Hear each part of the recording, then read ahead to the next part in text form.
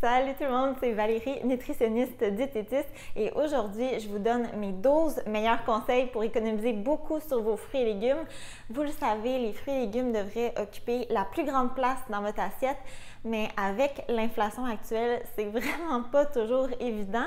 Et l'idée me vient d'une abonnée qui se disait toujours très surprise par la quantité de végétaux que j'arrive à obtenir à petit prix.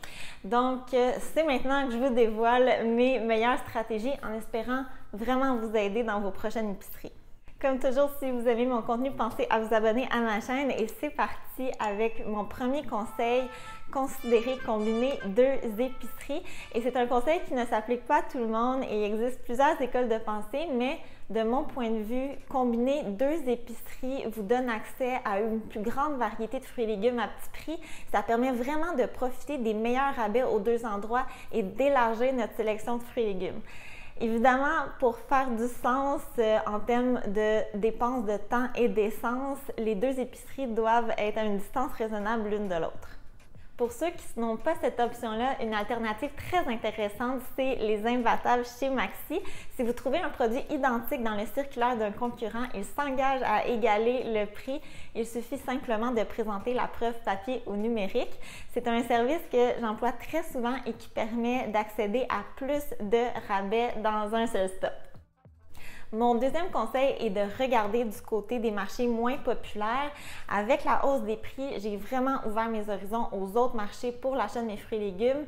Par exemple, Adonis, les marchés asiatiques comme Kimfat, Méran, Pasquier, Walmart, la fruiterie du coin et même les épiceries bio comme Avril vont parfois offrir des très bons rabais.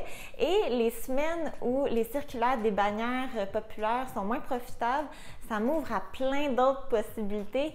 Honnêtement, là, ça n'arrive jamais que je ne trouve rien d'intéressant. Et encore une fois, je ne vais pas faire tous mes achats dans ces endroits-là, mais combinant mon épicerie principale, j'arrive vraiment là, à obtenir un volume de légumes à bon prix vraiment intéressant.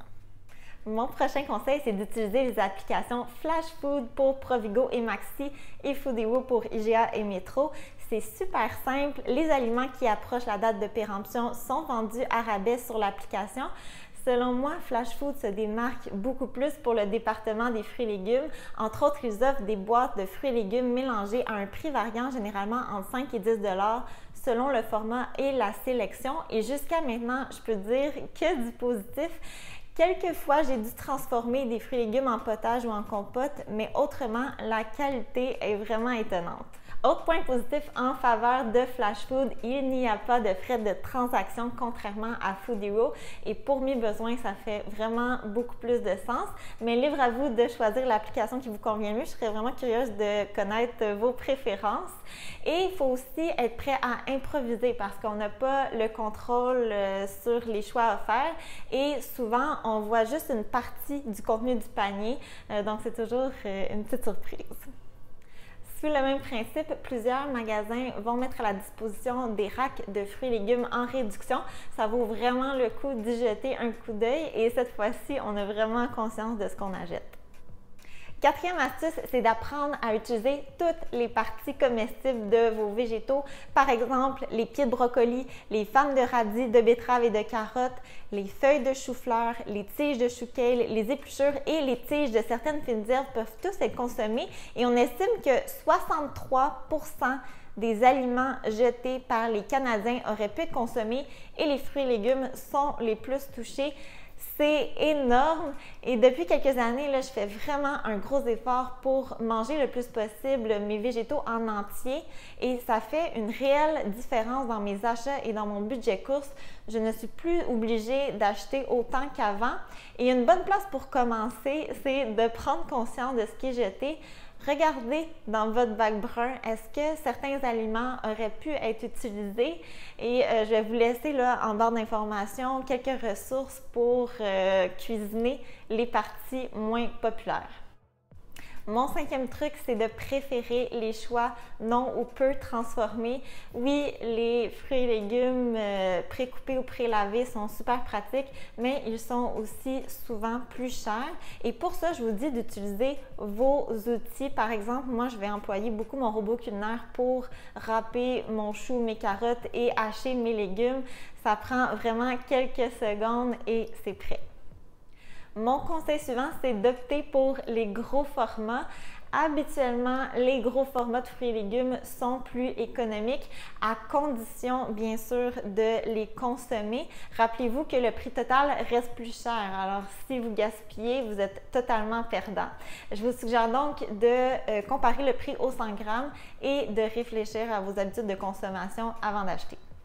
Mon septième conseil, c'est de faire quelques réserves quand les fruits et légumes sont à très bon prix. De cette façon-là, quand les circulaires sont moins intéressants, vous avez la possibilité d'acheter moins et d'utiliser plutôt ce que vous avez à la maison. Vous êtes moins dépendant des épiceries. Pour les fruits et légumes qui se conservent moins bien, vous pouvez congeler les surplus. Je vais laisser un guide en barre d'informations pour bien congeler vos fruits et légumes. Entre autres, certains légumes demandent un temps de blanchiment avant d'être congelés.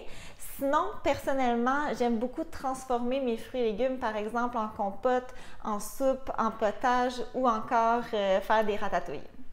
L'astuce suivante, c'est de réserver une grande place aux fruits et légumes économiques. Certains végétaux sont presque toujours des choix économiques. C'est le cas par exemple du chou rouge, chou vert, oignons, carottes, rutabaga, betteraves, bananes et pommes. Et déjà là, vous avez une très belle variété devant vous à peu de frais. Donc, pour un panier de fruits et légumes variés, peu dispendieux et volumineux, je vous suggère de miser sur les fruits et légumes économiques et de compléter avec les bons rabais de la semaine. Si vous voulez des idées pour les apprêter, vous pouvez souvent les retrouver dans mes vidéos retour de course et menus. Sinon, j'ai dédié des vidéos complètes sur les choux et les betteraves. Les liens vont être en barre d'informations. Mon prochain truc, c'est d'acheter seulement les fruits et légumes à rabais. Et là, ça peut sembler super évident, mais je me rends compte que ce n'est pas une habitude pour tous. Donc, en plus des fruits et légumes économiques, achetez seulement les options à rabais. Et attention, les bons rabais. Ce n'est pas tous les spéciaux qui sont avantageux. Et pour y arriver, on doit absolument bâtir notre menu selon les spéciaux de la semaine et avoir une très bonne connaissance du prix des aliments et de leur prix repère. Le prix repère, c'est le meilleur prix payé pour un produit. C'est à ce prix-là que vous allez faire les meilleures économies et que vous devez concentrer vos achats. Si vous portez attention au coût des aliments, vous allez naturellement vous familiariser avec les prix repères. Sinon, vous pouvez décider de tenir un registre de vos achats récurrents. Je vous suggère de le faire dans 2 épiceries et de répéter l'exercice au moins 2 fois par année, hiver comme été, pour tenir compte de la fluctuation des prix avec les saisons. Sinon, il existe d'autres outils intéressants pour connaître les meilleurs prix.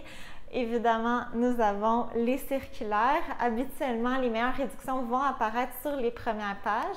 Ensuite, il y a l'application évaluateur de prix de SOS Cuisine que j'ai souvent parlé dans mes vidéos. L'outil classe les prix selon les catégories cher, ni bon ni mauvais, avantageux ou très avantageux. Vous n'avez qu'à inscrire le nom de l'aliment, le format et le prix à payer et vous avez votre réponse. Les données sont disponibles dans les 10 provinces canadiennes. Et finalement, pour connaître le choix plus économique, vous pouvez comparer le prix à l'unité ou au 100 grammes 100 ml affiché sur l'étiquette de l'étalage ou sur l'épicerie en ligne. Le 10e conseil, c'est de penser aux fruits et légumes surgelés. Ils peuvent souvent être moins chers que les frais, particulièrement en hiver. Ils sont super pratiques, nutritifs et en plus, il n'y a pas de risque de gaspiller. Je vous suggère de comparer le prix au 100 grammes pour faire le choix le plus économique et de profiter des soldes pour faire quelques réserves. Si vous êtes à la recherche d'une façon différente de les cuisiner, je vais laisser en barre d'informations ma recette de légumes surgelés rôtis au four. C'est vraiment délicieux. Mon prochain truc, c'est de découvrir des nouveaux fruits et légumes. Pour économiser, il faut parfois sortir de sa zone de confort et en misant uniquement sur les spéciaux de la semaine, ça arrive de tomber sur des végétaux moins connus. C'est spécialement vrai quand on visite des marchés de différentes cuisines comme Kim Fat. Mais avec un peu d'ouverture d'esprit, on peut vraiment faire des économies incroyables et surtout des très belles découvertes. Et chaque année, je suis toujours surprise de découvrir des nouveaux aliments. Justement, la semaine dernière, j'ai mangé pour la première fois du brocoli chinois. C'était vraiment moins cher que le brocoli régulier, délicieux et je connais maintenant un nouveau légume. Mon dernier conseil, c'est de miser sur les fruits et légumes de saison. Ils sont souvent plus abordables et surtout plus savoureux. Je vais laisser en barre d'informations le calendrier des disponibilités des fruits et légumes du Québec. Par exemple, présentement, on entre dans la saison des asperges et des radis. Profitez-en! Et si vous êtes en panne d'inspiration sur ma chaîne, j'ai 2 vidéos à leur sujet. Et voilà, c'est ce qui complète mes 12 conseils. Si vous avez d'autres trucs à partager, n'hésitez surtout pas à le faire dans la barre de commentaires. Comme toujours, un énorme merci de votre écoute et on se retrouve très bientôt. Bye bye!